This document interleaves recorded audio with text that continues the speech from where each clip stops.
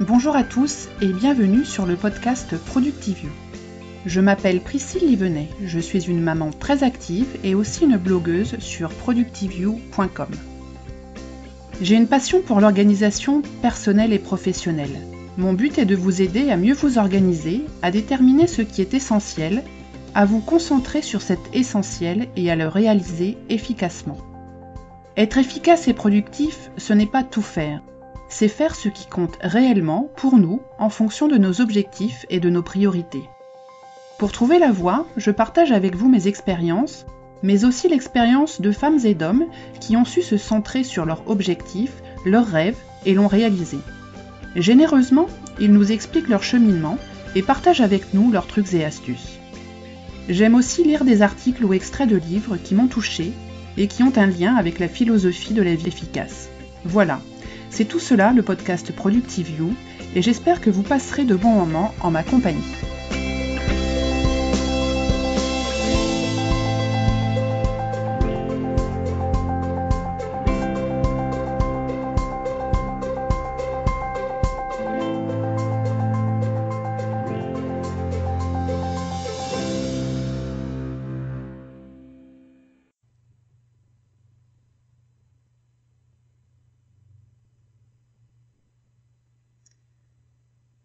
Bonjour à tous et bienvenue dans l'épisode 32 du podcast de Productivio.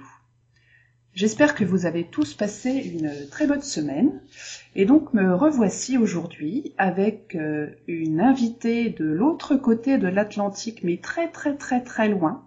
Cette invitée c'est Loretta Graziano Breuning qui est fondateur de Inner Mammal Institute et auteur entre autres de Habits of a Happy Brain.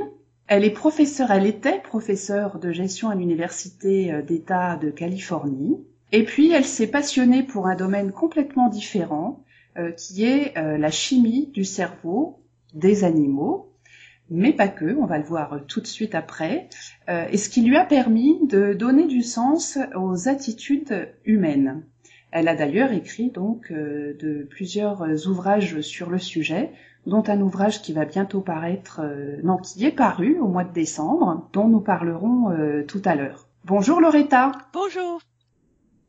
Je suis ravie de vous avoir avec moi aujourd'hui. Alors j'ai découvert Loretta tout à fait par hasard via Twitter. Elle est apparue dans mon fil Twitter. Je suis allée voir son blog qui est extrêmement intéressant, dont je mettrai les liens sur les notes du podcast. Et alors Loretta va nous expliquer plus en détail, travaille sur la neurochimie du cerveau, parce qu'on est sur la neurochimie, sur les neurotransmetteurs, et elle va nous expliquer aujourd'hui comment toutes ces petites bêtes qui sont dans notre cerveau, qu'on ne voit pas, qui sont toutes petites, peuvent ou bien nous aider dans la vie, ou bien nous pourrir la vie. Les petites bêtes, je vais me rappeler ça.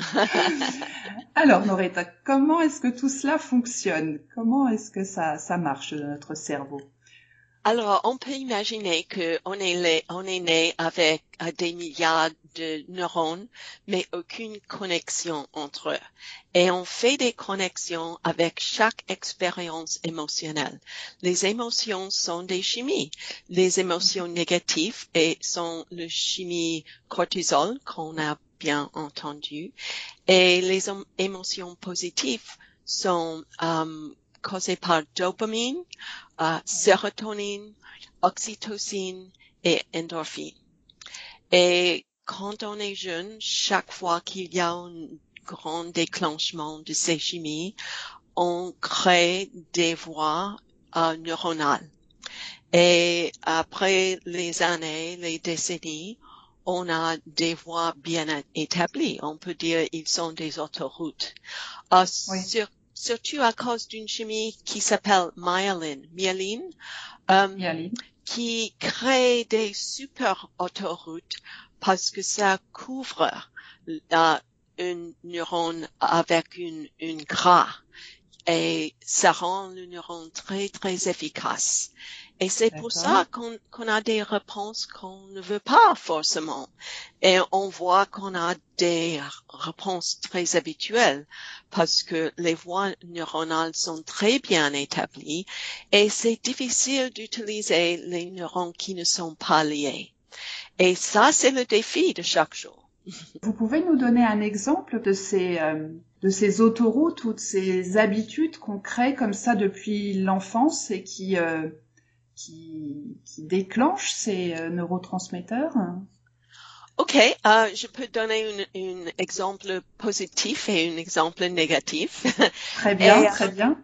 C'est intéressant que quand on dit pendant la jeunesse, c'est des années très spécifiques. Le cerveau produit myéline avant l'âge de 8 et pendant puberté.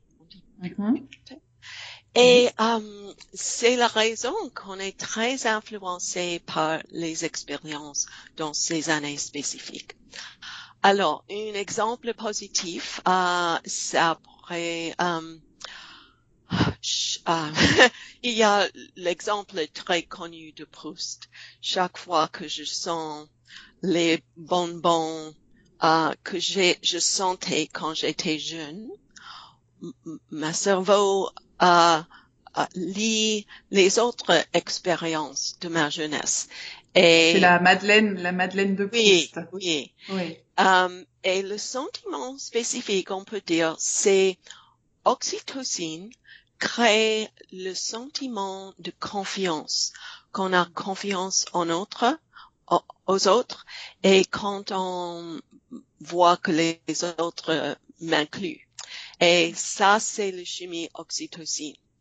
Et c'est difficile de sentir dans le monde adulte parce que on est toujours un peu sceptique avec les relations, mais le son d'une madeleine peut stimuler un autre sentiment. Je suis avec mes peuples, je suis avec les animaux de mon troupe, de mon pack. Oui, de troupeau. Enfin, l'exemple négatif, ce sont les drogues, les addictions. Oui, les addictions. Les addictions. Oui. Et on peut utiliser le même exemple, un biscuit sucré. Et si quelqu'un a un problème et il mange un biscuit, et après quelques minutes, ils mangent un autre biscuit parce que dans leur jeunesse, il y avait un moment mauvais et ils ont mangé un biscuit et le sentiment a changé de mauvais jusqu'à heureux et le cerveau apprend. C'est une vraie liaison entre les neurones qui dit vous êtes sauf quand vous mangez une bonbon. Oui. Et c'est vrai que c'est souvent les exemples que l'on prend pour les personnes, par exemple, qui vont être boulimiques ou qui ont des excès de poids, qui, pour se rassurer, mangent du sucre, souvent, pour se sentir mieux. Et comme on veut toujours se sentir mieux, on en mange de plus en plus.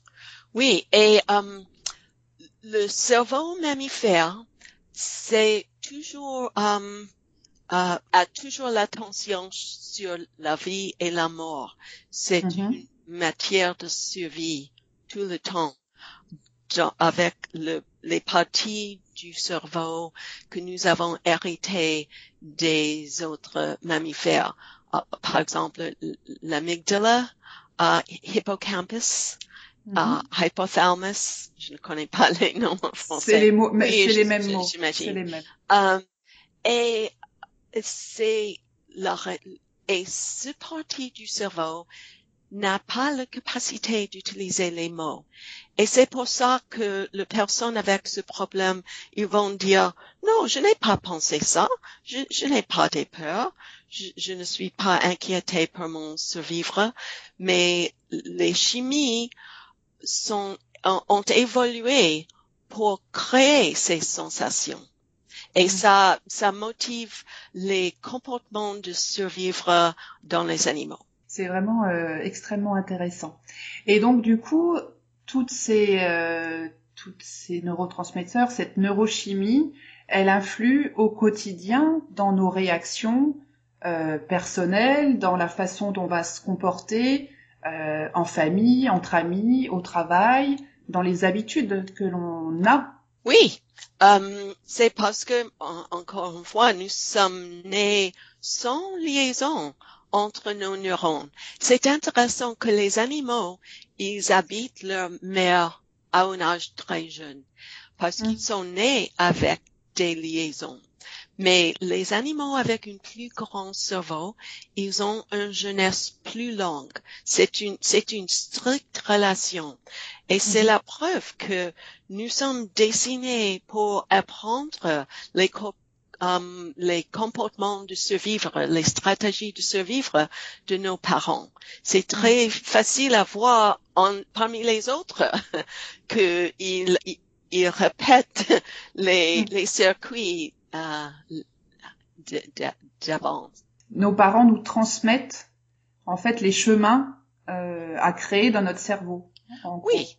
Et si on veut faire l'inverse de ses parents, c'est quand même un circuit neuronal qu'on a créé pendant les années de puberté. Donc, dans votre livre Habits of a Happy Brain, donc c'est les habitudes d'un cerveau heureux, on pourrait traduire en français, vous expliquez comment on peut modifier les chemins qu'on a depuis l'enfance, c'est ça? Oui. Ce n'est pas très facile après les années de puberté. Ce qu'il faut surtout, c'est répétition. Et on n'aime pas la répétition, naturellement, mais c'est encore plus compliqué parce que quand on fait le nouveau comportement qu'on aimerait installer, on a un mauvais sentiment, même si c'est un comportement heureux, parce que le manque de l'ancien modèle, c'est une menace au survivre du point de vue mammifère. Et c'est pour ça que si on résiste à l'envie de manger telle chose ou de répéter telle habitude, ça sent mauvais et on pense que ça ne va jamais sentir bien. Mais en fait, après 45 jours, si on répète une nouvelle choix chaque jour, l'électricité dans le cerveau, ça coule parce que les neurones l'électricité ne coule pas bien au cours des neurones qui n'étaient pas liés en avance. Et ça donne l'impression qu'on fait quelque chose de très difficile. Mais après 45 jours, les neurones sont assez bien liés. Pas aussi bien que les habitudes vieux, mais assez bien pour se sentir bien. Du coup, comment est-ce qu'on fait pour modifier ces habitudes? Puisque, comme vous l'avez dit tout à l'heure, quand on change d'habitude, on se sent pas bien. Et comment donc on peut arriver malgré tout à se sentir bien en développant une nouvelle habitude? On choisit le comportement qu'on préfère, qu'on aimerait installer. Oui. Et pour choisir, il faut comprendre le but de chacune des chimies de bonheur. Et je peux les expliquer chacun. Mais il faut dire seulement qu'on peut être guidé par les circuits du passé. Par exemple, si je donne un exemple dans le livre. Quand j'étais jeune, j'ai appris de faire des rénovations dans ma maison et de peindre ma maison. J'aimais bien le faire. Mais si je le fais constamment chaque fois que je ne suis pas content, c'est trop et ça ne me sert pas. Mais enfin, j'ai décidé que je vais prendre le plaisir de changer les couleurs chaque fois que je crée une PowerPoint slide presentation, par exemple. Oui. Et puisque j'ai déjà les circuits de jouir les couleurs, je vais me dire, oh, c'est de la joie quand je crée ça. Et au début, je préférais bien redécorer la maison, mais enfin, ça marchait. D'accord. Alors, les 4 chimies, j'explique ça. Oui. OK. Oui, très bien. Parce que les chimies de bonheur, ils renforcent les comportements de survivre avec un bon sentiment. Mais ce n'est pas les comportements qu'on aimerait penser. Ce n'est pas les comportements toujours de l'amour et les choses qu'on entend chez les bouddhistes, la gentillesse. Oui. Parce que on sait bien que les gens humains ont des motivations plus compliquées que ça. Alors, le dopamine, c'est l'excitation qu'on anticipe un rendement, une donne, quelque chose qui satisfait un vrai bien. Alors, dans l'état de nature, on a souvent faim et le dopamine a évolué pour motiver la recherche constamment des indications qu'il y a du bien à gauche ou à droite avant de choisir de l'investir l'énergie courir à gauche ou à droite. Il faut avoir un bon sentiment qu'il y a ce dont on a besoin dans cette direction. Et dans la vie moderne, si on est assise dans le salon, on peut sentir le joie de dopamine quand on pense qu'on va prendre des étapes qui mènent vers un but. Mais comme on sait dans la vie quotidienne, quand on anticipe un rendement, ça ne se donne pas toujours. Et c'est intéressant que le dopamine est métabolisé en 20 minutes. Et c'est la raison qu'il faut constamment contrôler ces étapes et se satisfaire que ces étapes mènent à quelque chose. Ce n'est pas très difficile, très facile. Non, j'imagine. Parce qu'on attend toujours autre chose. Oui. Oui. Donc ça, c'était la dopamine. Qu'est-ce qu'on a d'autre? Il y a le sérotonine. Et il faut dire que chacun correspond à une drogue d'abus. Et on peut dire que dopamine correspond à cocaïne. Cocaïne, tu dis? Et sérotonine correspond à des pilules de antidépressantes, comme Paxil et Prozac.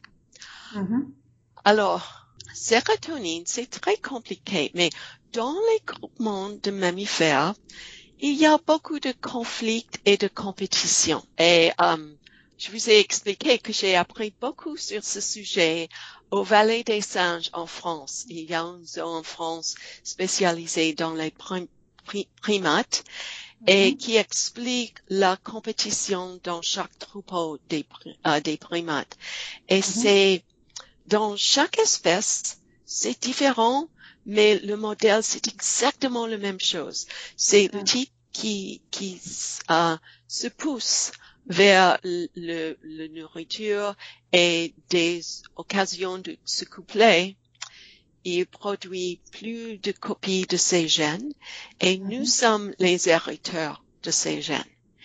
Et quand je parle de reproduction, je ne dis pas que c'est une but conscient. Les animaux je dis que les animaux ne pensent pas en anglais, ça ne marche pas peut-être en français. En anglais, they don't think conceptually about conception. Oui, donc ils le font pas consciemment. Oui. Ils le font pas consciemment. Et alors, les humains, nous pense pas constamment de épanouir nos gènes, mais nos hormones sont déclenchées quand nous faisons quelque chose bon pour nos gènes.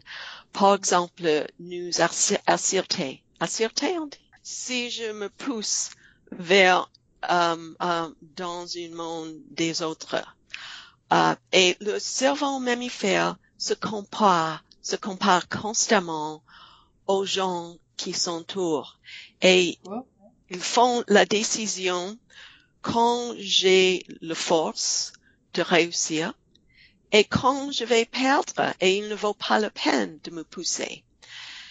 Et on n'aime pas s'admettre qu'on pense comme ça, mais en fait, c'est le cerveau mammifère. Et quand j'arrive à la conclusion que c'est moi qui gagnerai une compétition, le bon sentiment de sérotonine coule et je sens bien. Et quand je pense quand je parle de la reproduction, ce n'est pas que je veux dire l'acte du sexe, c'est de créer des enfants qui survivent. Et dans l'état de nature, c'est très difficile de créer des enfants qui survivent. Et perpétuer la race, en fait. Oui. Et il faut pas seulement de se coupler, mais de trouver beaucoup de nourriture, de trouver le protéine qui est rare dans l'état de nature, et de créer un groupe pour protéger les jeunes. Et on voit chez les animaux, ils investissent beaucoup d'efforts à créer des liens qui protègent leurs enfants. Alors, ce n'est pas seulement la concurrence. Et ça nous mène à la prochaine neurochimie, c'est oxytocine, qui est le bon sentiment de se confier aux autres et de faire confiance aux autres. Et l'oxytocine est déclenché beaucoup pendant l'acte de naissance. Et c'est seulement dans les mammifères. Et c'est la raison que les mammifères s'attachent aux jeunes. Chez les reptiles, les bébés quittent leurs parents le moment de naissance. Et s'ils ne courent assez vite, les parents le mangent. Mais chez les mammifères, il y a un attachement. Et ce n'est pas seulement la mère qui attache aux jeunes, mais les jeunes qui s'attachent aux mères. Et ça, c'est très important, mais parce que les jeunes ne peuvent pas comprendre les risques des prédateurs. Mais oxytocine crée un mauvais sentiment quand on s'éloigne du mère et après ça, du troupeau. Parce que les prédateurs mangent eux qui s'éloignent du groupe. Et oxytocine crée ce sentiment. Alors, dans l'état quotidien moderne, c'est plus compliqué et on peut le faire sans les liens immédiats physiques. Mais dans l'état de nature, c'est surtout le touche physical qui le stimule. Le toucher. Et la quatrième? La quatrième, c'est endorphine et c'est peut-être le plus connu parce que on l'a découvert premièrement.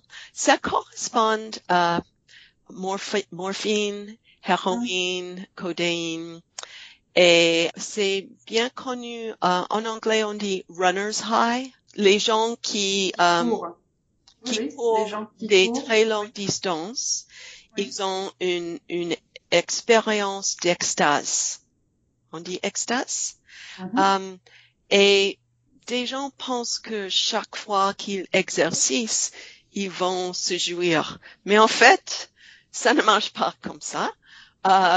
Endorphine est stimulée par des injuries. Ah, des blessures. Des blessures, excusez-moi. Des blessures. Il faut une vraie blessure, une vraie douleur. Douleur. Avant que c'est stimulé. Et dans l'état de nature, c'est très facile à comprendre. On voit des vidéos des animaux qui échappent un prédateur et on voit parfois un animal de proie qui est bien blessé avec beaucoup de sang, mais il court très vite pour sauver sa vie.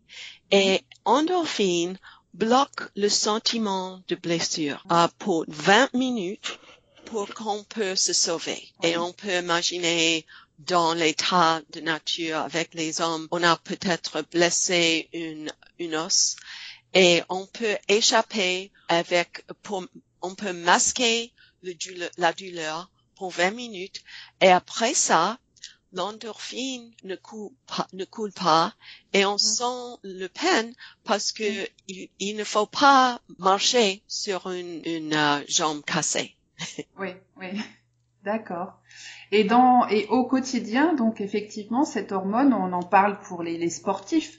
On dit souvent que quand on fait du sport, on va stimuler cette hormone très fort. Oh oui, les gens qui courent, ils n'expérimentent pas l'extase chaque journée. Seulement quand ils se poussent au-delà du normal, au-delà des limites. Au-delà des limites, pour se blesser. Et ce n'est pas une bonne habitude que je dois me blesser chaque jour pour le jouir. Enfin, il faut dire qu'il vaut mieux stimuler les autres et ne se pas compter sur endorphine pour l'horreur et aussi ne pas compter sur endorphine pour l'exercice. Alors, il faut s'exercer chaque jour si on a de l'endorphine ou pas. Et donc, après, comment est-ce que nous, au quotidien, on peut utiliser cette connaissance de cette chimie du cerveau pour s'améliorer ou pour développer de nouvelles habitudes? Comment est-ce qu'on s'y prend? En quelques mots, hein, parce que j'imagine qu'il faut lire votre livre qu'on va lire sans problème. Bon, il faut accepter que les chimies, quand ils sont déclenchés, ça ne dure que pour quelques moments. Et pour s'accepter qu'on va avoir des hautes et des bas, des baisses, et accepter les moments après, quand le chimie tombe et on ne sent pas bien, de savoir que ce n'est pas un moment d'urgence, qu'on est bien, c'est neutre, ce n'est pas terrible. Puis on peut avoir des habitudes d'en déclencher plus. On peut se préparer avec des habitudes qui ne sont pas des mauvaises habitudes. Et on peut avoir un pour chaque chimie, pour se sentir mieux, pour stimuler chacun. Et d'avoir un plan pour créer des nouvelles habitudes pour chacun. Et il faut avoir une grande variété parce que si on répète n'importe quelle habitude, il y a des fois des mauvaises conséquences dans le futur. Et aussi, ça ne marche pas toujours. Si on utilise trop souvent la même habitude, ça ne stimule pas parce que le cerveau s'habitue. Et enfin, c'est une bonne idée d'avoir des buts court terme, long terme et moyen terme. Parce que le dopamine, c'est très, très compliqué. Encore une fois, ça s'habitue très facilement. Et alors, c'est difficile d'investir 25 jours dans un programme, de répéter un comportement qui ne se plaît pas dans le moment. Mais on peut faire ça et c'est important de commencer avec l'habitude qui crée des problèmes dans l'immédiat et de choisir un autre comportement qui bloque les mauvaises habitudes et investir les 4-5 jours dans une nouvelle habitude qui peut être soutenable, sustainable, sans des mauvaises conséquences dans le futur. Et donc, et c'est ce que, dans l'introduction là de votre livre que j'ai lu, effectivement, vous parlez de remplacer en fait une habitude par une autre, de pas, comment je dirais, bloquer l'ancienne habitude, mais plutôt de la remplacer par une autre. C'est un chemin, un glissement en fait entre deux habitudes, et c'est pas faire une croix sur l'une pour mettre autre chose, c'est un remplacement en fait, un glissement de l'une à l'autre. Oui. Si j'ai bien compris. Oui. Et la mauvaise habitude, ça serait toujours une autoroute dans votre cerveau. Mais vous pouvez créer une autre route qui lie le mauvais sentiment qui stimule l'envie d'une mauvaise habitude. Et ça peut être, on peut créer une autre habitude dans le moment que je me sens mal, que je pense aux nouveaux habitudes. Et c'est ça le lien qu'il faut développer pour ne pas glisser au mauvais. À la mauvaise, oui. À la mauvaise. Et c'est vrai que quand on doit créer des habitudes ou si on se fixe des nouveaux objectifs, là, on arrive, on est en début d'année, on crée des nouvelles, on dit qu'on va prendre des bonnes résolutions, qu'on va créer, on va faire des nouveaux objectifs en cours d'année. Et c'est vrai qu'on dit souvent qu'il faut un pourquoi, un why très très fort pour se raccrocher à ça, à y penser quand on se sent mal, quand on sent que notre motivation à aller vers cette nouvelle habitude, elle faiblit un petit peu et puis qu'on aurait tendance à retomber dans la mauvaise habitude. Il faut se raccrocher à pourquoi on le fait, dans quel but et à quel terme. Oui. Oh, c'est parce que nous avons beaucoup de pourquoi, pas seulement un. Et le pourquoi le plus fort dans le cerveau mammifère, c'est le peur. Le peur de l'échec et le peur en général, et le peur d'être exclu, par exemple. Et chaque moment que je prends un pas vers ma nouveau but, c'est une pas que je ne prends pas aux autres habitudes qui me donnaient le bon sentiment. Et on a le peur de perdre les autres conforts. Oui, on sort de notre zone de confort et on se met en péril un peu, on se met en péril quand on sort de cette zone de confort. Oui, parce que le mammifère interne, le cerveau mammifère, il pense que vous allez mourir quand vous perdez les vieux conforts. Oui. Et c'est le pas d'accepter ce sentiment que je vais mourir. Oui. Et de comprendre ce sentiment, de savoir que ce n'est pas vrai, mais en fait c'est vrai, c'est une vraie chimie qui a été stimulée.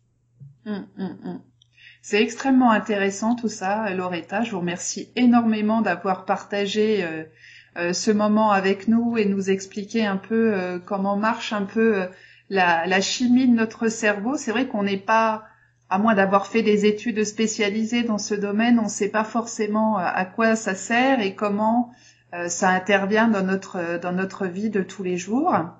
Donc en tout cas, moi j'ai commandé votre livre Habits of a Happy Brain. Et donc le titre complet c'est Retrain Your Brain to Boost Your Serotonin, Dopamine, Oxytocin and Endorphin Levels. Donc je pense qu'à l'intérieur il va y avoir le programme des 45 jours pour apprendre comment mieux utiliser ces différentes hormones et puis les utiliser à bon escient, si j'ai bien compris. Oui, merci. Et aussi mon site web a beaucoup des informations, innermammalinstitute.org. Oui. Donc je vais mettre les liens sur les notes du podcast sur productiveview.com. On retrouvera toutes les notes, les liens. Je mettrai aussi les liens vers les différentes infographies que vous avez sur votre site. Et puis, donc moi je me suis inscrite à la newsletter. Et donc j'ai reçu un ensemble de mails qui expliquent les différentes hormones et comment ça fonctionne. C'est très intéressant. Donc je vous recommande à tous de pouvoir aller vous inscrire. Donc on redonne l'adresse innermammalinstitute.org. Je remettrai tout ça sur le site, bien sûr. Merci mille fois. Merci beaucoup, c'est un plaisir. C'est un plaisir pour moi et je vous souhaite une très très bonne fin de journée, Loretta. Merci beaucoup. Au revoir. Au revoir. Voilà, c'est la fin de notre épisode numéro 32 et je pense que, comme moi, vous avez apprécié l'interview de Loretta, à qui je fais encore un grand merci parce que son français est absolument fantastique et j'espère un jour pouvoir aussi bien manier l'anglais qu'elle manie le français. Vous retrouverez donc toutes les notes sur productiveview.com catégorie podcast. N'hésitez pas à commenter, à recommander ce podcast, soit en le notant sur iTunes, comme je vous suggère à chaque fois, ou en le partageant sur Facebook ou sur Twitter. Pensez à vous inscrire aussi sur la page Facebook si vous ne l'avez pas déjà fait. Suivez-moi aussi sur Twitter, Google+. Et puis, pensez à vous inscrire sur le site productiveview.com pour recevoir directement dans votre boîte mail tous les nouveaux articles et les notes de chaque podcast. Voilà, c'est fini pour aujourd'hui. Je vous souhaite à tous une très bonne fin de journée. Au revoir!